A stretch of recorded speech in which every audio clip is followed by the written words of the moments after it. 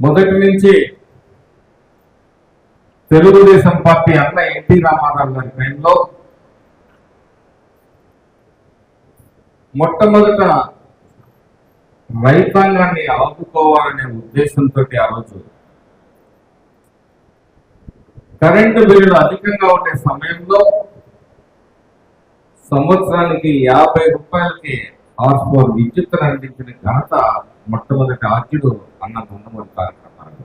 అదే వారి సమయంలోనే రైతాంగాన్ని సులభంగా లోన్లు అందించాలని చెప్పేసి సింగిల్ విండో పథకాన్ని తీసుకొచ్చిన ఘనత కూడా తెలుగుదేశం పార్టీకి అన్నగారిని చెప్పేసి. ఈరోజు కూటమి ప్రభుత్వం వ్యవసాయాన్ని పండగ చేయాలి, రైతు కళ్ళల్లో ఆనందం చూడాలి,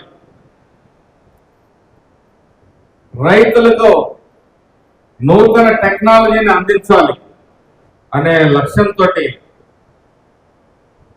మొట్టమొదటిగా వ్యవసాయంలో మనం ఈరోజు డ్రోన్ల సంస్కృతిని కూడా చూస్తాం. ఇప్పుడే సోదరుడు చెప్పాడు, ఒక డ్రోన్ మన వ్యవసాయ శాఖ అధికారులు ముఖ్యంగా ఎక్కువగా మన మార్చల నియోజకవర్గంలోనే ఉంటుందని. ఆ సోదరుడు చెప్తున్నాడు, నాకు 7.5 లక్షల రూపాయల ఆదాయం వచ్చింది ఒక డ్రోన్ ద్వారా అని చెప్పేసి. ఎందుకంటే రైతు ఆరోగ్యం బాగుండాలి, రైతు కష్టాన్ని తగ్గించాలి, రైతు ఆదాయాన్ని పెంచాలి, రైతుకు మార్కెటింగ్ కలుగజేయాలి. ఈరోజు ప్రకృతి విపత్తులు వస్తున్నప్పుడు మరి శాస్త్రవేత్తల సహకారంతో ముందుగానే అనేక హెచ్చరికలు రైతులకు జారీ చేయడం కూడా మనం చూస్తాం.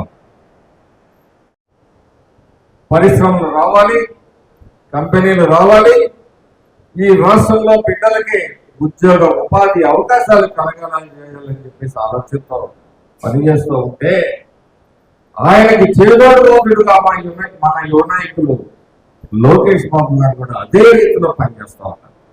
మీరు చూస్తున్నారు, అసెంబ్లీలో ప్రతిపక్షం లేకపోయినా ఆ ప్రతిపక్ష పాత్రని కూడా ప్రజల సమస్యల్ని ప్రభుత్వ దృష్టికి తీసుకొస్తూ మన శాసనసభ్యులు ఏ విధంగా ఎన్ని ప్రశ్నలు సంధిస్తున్నారో మీ అందరూ కూడా టీవీలో చూస్తా ఉన్నారు. పరిపాలన అంటే మరి కూటమి ప్రభుత్వాన్ని చూసి నేర్చుకోవాలి. దేశంలో ఎక్కడ నిధులున్నా మన రాష్ట్రానికి ఏ విధంగా ఉపయోగపడతామని నిరంతరం ఆలోచన ఈ ప్రభుత్వం చేస్తాం. మీకు ఒక చిన్న ఉదాహరణ చెప్తాను. 12,000 విద్యుత్ కనెక్షన్లు గత 5 సంవత్సరాల్లో ఈ రాష్ట్రంలో వైసీపీ పరిపాలన ఇచ్చింది కేవలం 12,000 విద్యుత్ కనెక్షన్. కూటమి ప్రభుత్వం అధికారం వచ్చిన ఈ సంవత్సరంలో 1,20,000 విద్యుత్ కనెక్షన్లకే ఇవ్వడానికి ఓకే చేస్తుంది. రైతు పట్ల చిత్తశుద్ధి ఎవరికి ఉందని అడుగుతున్నాను. అన్నదాత సుఖీభవ. మరి 13,500 ఇస్తే వాళ్ళు 4 సార్లు 3 సార్లు. ఈరోజు కూడా మీ ప్రభుత్వం ఇప్పటికే 2 సార్లు 14,000 రైతుల ఖాతాలో జమ చేయడం జరిగింది. 20,000 రూపాయలు ప్రతి రైతుకి ఇవ్వబోతాం. రైతుని అన్ని విధాలుగా ఆదుకుంటాం. వీలైనంత సాగునీటి ప్రాజెక్టులు నిర్మిస్తారు, టెక్నాలజీని తోడు చేస్తారు,